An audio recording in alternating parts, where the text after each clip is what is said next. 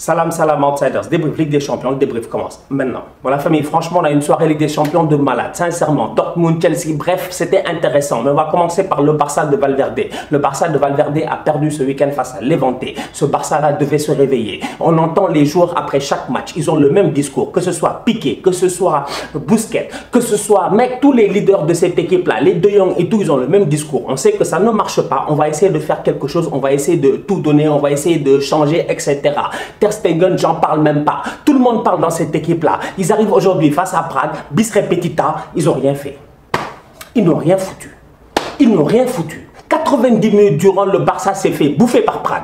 Franchement, aujourd'hui, franchement, il y avait des séquences de jeu, tu n'avais pas l'impression que c'était le Barça qui jouait. Tu n'avais pas l'impression que c'était le Barça qui jouait. En fait, moi, j'ai été choqué. J'ai été choqué aujourd'hui par le football qui a été proposé par ces Catalans-là. Sincèrement, c'est le pire football que j'ai vu. J'ai jamais vu le Barça subir autant à domicile. Quand même, on s'entend qu'aujourd'hui, le Barça était au Camp Nou. Même pas, ils étaient à Prague, ils étaient au Camp Nou. Il y avait le boy nigérian, là, Olaïna, ou je sais pas quoi, là, mais sur le côté, il a failli les tuer. Mais il a failli les tuer. 1, 2, 3 passements de jambes sur ses médos à un moment donné. Il s'est pris pour Cristiano Ronaldo, il en a enchaîné 5. C'est pas possible, c'est pas possible. Non mais franchement, à un moment donné, il faut que cette équipe-là se réveille. Il faudrait qu'il y ait quelque chose qui se passe. Et sincèrement, si vous n'êtes pas prêt à virer le coach, en fait, je ne vois même pas d'autre solution qu'à part virer le coach. C'est le seul électrochoc qui peut réveiller cette équipe-là, c'est de virer Valverde. Parce qu'en ce moment, sincèrement, cette équipe-là, elle va droit au mur. Footballistiquement parlant, sur le terrain, sincèrement, nous on est là, on essaie d'analyser, on comprend pas. Vidal en 9, il fait quoi? Vidal, il fait quoi en 9? Vidal, aujourd'hui, tout le match, il a joué en pointe. Vidal, toutes les courses qu'il fait, c'est des courses de 9. Je comprends pas. Il bouffe l'espace d'Antoine Griezmann. À un moment donné, je me dis, tout cet espace-là que prenait Vidal aujourd'hui, si Grisou, il l'avait, sincèrement, il l'aurait marqué. À un moment donné aussi, je me dis, tu ne peux pas juste mettre tout ton jeu sur Lionel Messi. Aujourd'hui, Lionel Messi, combien de fois il a pris le ballon, il essaie de dribbler tout le monde? Franchement, il essaie de dribbler tout le monde. Et d'ailleurs, même Messi, je lui en veux parce que la frappe qu'il met sur la barre transversale, je suis désolé, il doit décaler sur Antoine Griezmann. Franchement, cette équipe-là, en fait, c'est du n'importe quoi. Je vous dis, j'ai jamais vu ça. J'ai jamais vu ça. Ça fait plus de 15 ans que je regarde le foot. C'est le Barça le plus nul que j'ai vu. Ernesto Valverde était venu ici en début de saison pour nous dire que ouais, Sergi Roberto, cette saison, il va jouer au milieu de terrain, etc. Il ne sera pas en latéral. Depuis le début de la saison, Roberto n'a qu'un seul poste. C'est latéral, sincèrement. Semedo, lui, honnêtement... Voilà un autre gars aussi, moi je comprends pas. Je me dis, Semedo. Il force Semedo, mais à un moment donné, donne la chance au boy. Ou du moins, met Semedo en concurrence. On dirait que Semedo, il a la sextape de Valverde, c'est pas possible. Sergio Busquets, apparemment, il est sorti parce qu'il était malade et qu'il a vomi. Busquets doit comprendre une chose, c'est que nous, on vomit à chaque fois qu'on regarde le Barça. Chaque fois qu'on regarde le Barça, on vomit. Chaque fois que je regarde le Barça, j'ai des nausées, je comprends pas. Parce que franchement, cette équipe-là, elle nous donne tous le tournis. Nous, on connaît le Barça. Franchement, on a vu le Barça aller mal, mais on a toujours vu cette identité de jeu là. Aujourd'hui, quelle est l'identité de jeu du Barça? Comment joue le Barça? Franchement, comment joue le Barça de Valverde? L'année passée, le Barça de Valverde ne claquait pas beaucoup de buts. Tu vois, il y avait Messi qui était là pour marquer et tout, mais le Barça là était capable de gagner des matchs qui étaient compliqués. On se disait, tiens, c'est bien. Même quand ils ne jouent pas bien, même quand ils défendent et tout, ils arrivent à marquer. Aujourd'hui, non seulement ils ne jouent pas bien, non seulement ils ne défendent pas, et non seulement ils n'arrivent plus à marquer. Il y a un problème. La paire Lautaro Martinez-Lukaku, elle marche bien. Je vous l'ai déjà dit, sincèrement. L'Inter de Milan, en ce moment, en championnat, ça va, ça roule. En Ligue des Champions, les mecs, franchement, ils arrivent à Dortmund, ils commencent très bien le match. L'Inter, sincèrement, le deuxième but, en toute honnêteté, le but de Vecino, mais il est magnifique. Ça quitte du gardien de but, Handanovic, qui est en plus de ça. Handanovic, parenthèse, on n'en parle pas assez, mais c'est un très grand gardien. Franchement, c'est un très grand gardien. En toute honnêteté, pauvre de lui d'être dans une équipe aussi tocard que l'Inter, mais honnêtement, Handanovic, c'est un gardien du niveau Oblak, Ter Stegen, etc. Il n'a rien à leur envier. Aujourd'hui, c'est grâce à lui si l'Inter réussit à tenir dans ce match-là, parce que l'Inter rentre bien dans le match. Honnêtement, ce but de Vecino-là, il est magnifique. Plus d'une dizaine de passes, tac, tac, tac, ça sort.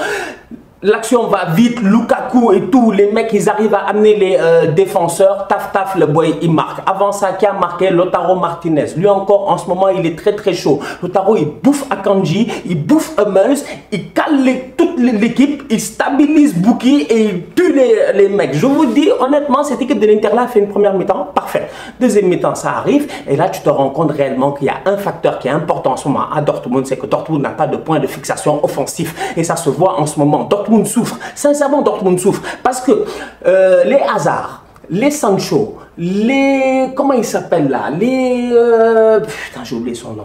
Les Julian Brandt, je voulais dire. Bref, Hazard, Sancho, Julian Brandt, etc. C'est des boys, c'est des ailiers, c'est des boys qui sont très forts ballon au pied, mais c'est pas des mecs qui sont capables de jouer en position de neuf et même pas en faux neuf. Aujourd'hui, il y avait Mario Götze en première mi-temps. Tu sentais réellement que le boy, il est léger. Il a eu une action, mais Andanovic était là. Maintenant, en deuxième mi-temps, quand Paco Alcacer rentre à l'heure de jeu, franchement, ça change le match.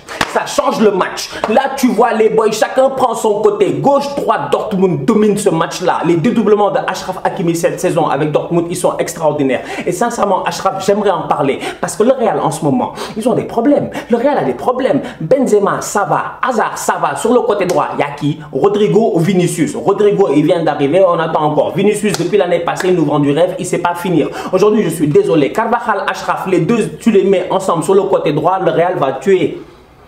Le Real va tuer. J'ai dit qu'aujourd'hui, Achraf, à lui tout seul, il est meilleur que Rodrigo et Vinicius en ce moment. C'est incroyable. Ce boy-là va trop vite. Il est trop lissue devant les buts. Aujourd'hui encore, il permet à Dortmund de gagner. Dortmund fait une remontada en deuxième mi-temps. Il gagne 3-2. Franchement, bravo à Lucien Favre. Ajax d'Amsterdam-Chelsea, si tu as vu le match, franchement, dès la première minute, tu savais que ce match-là allait partir en couille. Honnêtement, Abraham marque contre son camp dans l'engagement, mec, je te dis même pas, en 2 minutes, il y a 2 buts. Pulisic rentre dans la surface, il se fait tacler, les mecs égalisent. Bref, ce match-là a été chaud, mais aujourd'hui, l'Ajax d'Amsterdam a donné une leçon de football à Chelsea. Sincèrement, on va être très très sérieux. L'Ajax aujourd'hui, ils ont dominé le match. Ils ont montré à Chelsea comment est-ce qu'on joue au foot. Et ils ont montré aussi à Chelsea une chose, c'est qu'ils les ont remis à leur place. Cette équipe de Lampard là en ce moment, elle est en forme. Franchement, elle est en forme. Moi, ça me fait mal de le dire en tant que fan d'Arsenal, mais Chelsea, ils sont en forme. Ils sont en confiance en ce moment. Ils sont en forme. Ils ont une baraka de malade. Et aujourd'hui, on l'a vu. Parce que franchement, l'Ajax, ils ont fait le match qui était presque parfait. Ils ont joué un bon match. Honnêtement, ils ont joué un bon match. Les cartons, franchement, je les trouve un peu sévères. Surtout le premier de Daley Blind. Mais après, en toute honnêteté, le deuxième, il est mérité. Celui de Veltman, il est mérité. Bref, Chelsea, ils ont une baraka de ouf. Ils sont à 9 contre 11. Il reste encore une quinzaine de minutes. Et mec, ils arrivent à claquer des buts et ils en claquent des buts, but sur but. Tout le monde a marqué. Rhys James, etc. Azpilicueta, je vous en ai parlé ce week-end. Je vous ai dit que le mec, c'est un vrai leader. Vous avez vu quand il a marqué, comment il a enlevé son brassard, il l'a embrassé et tout. Dommage, il y avait une main. Bref, Chelsea, aujourd'hui, ils auraient pu être premiers de ce groupe-là. Un groupe très compliqué parce que de l'autre côté, sincèrement, on va être très sérieux. Valence, ils ont réussi à battre Lille. Lille, on sait très bien qu'ils n'ont pas le niveau. Kondogbia, il a mis une bastos de malade. La frappe est partie. Ouh, quelle frappe. Quelle frappe. Je te dis, Lille, ils ont éclaté Valence. Et c'est, excusez-moi, Valence, ils ont éclaté Lille. Et c'est vraiment dommage, tu vois, parce que les Lillois sont bien rentrés dans le match. Osimhen, taf, et marque, etc. Mais Valence, ils étaient à domicile. Et Valence, sincèrement, ils ont plus d'expérience que les Lillois. Donc, du coup, Lille, ils ont coulé. Et ce groupe, il devient compliqué. Parce que Chelsea, ils ont 7 points. Valence, ils ont 7 points. L'Ajax, ils ont 7 points. Et Chelsea, je pense qu'ils vont le regretter. Parce qu'à 9 contre 11, sincèrement, il y avait quelque chose à jouer. Même Batshuayi, en fin de match, il aurait pu marquer. Mais heureusement, il y avait Onana. Donc, du coup, voilà un groupe de malades. Sincèrement, j'ai hâte de voir qui va sortir. Le Napoli n'arrive pas à battre Salzbourg, mais le Napoli est tranquille deuxième derrière Liverpool avec 8 points. Salzbourg reste à 4 points, donc du coup, je pense que là-bas, les carottes sont presque cuites. Mais j'aimerais parler de Hee-chan. Franchement, on va en parler parce que sincèrement, Haaland a encore marqué déjà à la base, il faut qu'on soit sérieux. Haaland, il marque but sur but. Haaland a encore marqué, ce petit Norvégien-là. Mais Hee-chan, c'est lui qui avait dribblé ici Van Dijk. Il a laissé sur place il y a quelques semaines en Ligue des Champions. Il a fait crochet, Van Dijk est parti, il a marqué. Aujourd'hui, il a fait un sale dribble sur Kalidou Koulibaly. Honnêtement, voilà un petit Coréen, il faut qu'on en parle parce que sincèrement, le mec, en moins d'un mois, il a dribblé les 2 meilleurs défenseurs du monde. Il a laissé Kalidou Koulibaly sur le tapis. Penalty aujourd'hui. Haaland, il vient marquer. Et il y a un mois, il a laissé Van Dijk sur le tapis. Bien joué, Hee-chan.